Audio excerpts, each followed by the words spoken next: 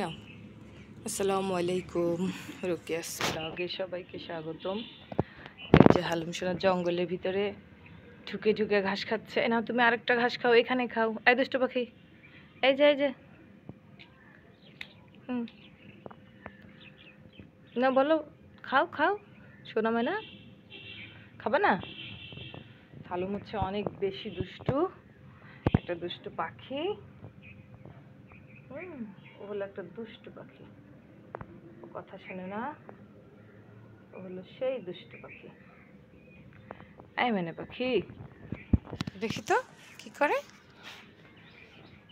যাক মাশাআল্লাহ, এখানে অবশেষে ফুলটা ফুটতে যাচ্ছে। যদিও গাছটার করুণ অবস্থা, আজকে গাছের গোড়ায় টোড়ায় মাটি দিব একটু দিয়ে, গাছটার অনেক বয়স। যাক মাশাআল্লাহ, তাও কয়টা ফুল যদি পাওয়া যায় তো খারাপ কি। ও তো একা একাই হয়েছে, যা গাছের থেকে বীজ পড়ে তারপরে গাছটা হয়েছে। এই হালুম, হালুম শোনা, এই হালুম শোনা, এই কই তুমি? ওই যে পাখি চলে আসছে, মাশাআল্লাহ মাশাআল্লাহ, কতগুলো পাখি আসছে। পাখি পাঁচিলের উপরে দেখে নিতে আই দিত, এখনো বসে আছে। দেখছো, এই দেখছো তুমি?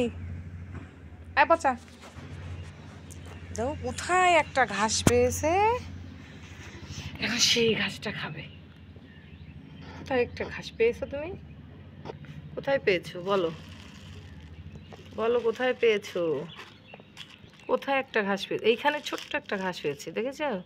এই যে আমি তুলে ফেলতেছি, না হলে আমার গাছের গোড়া মারা যাবে, বুঝছো? অত ঘাস কি রাখা যায় বলো?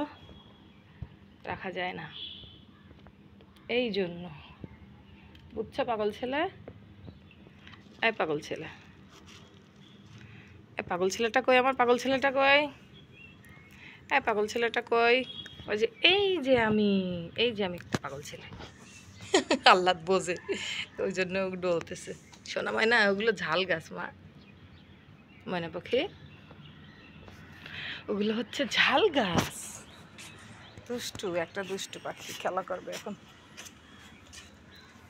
এই কলিজা, কলিজা রে,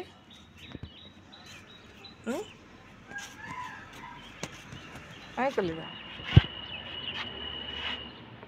কলিজা, এই পাখি, এই ময়না পাখি, তুমি কি ময়না পাখি?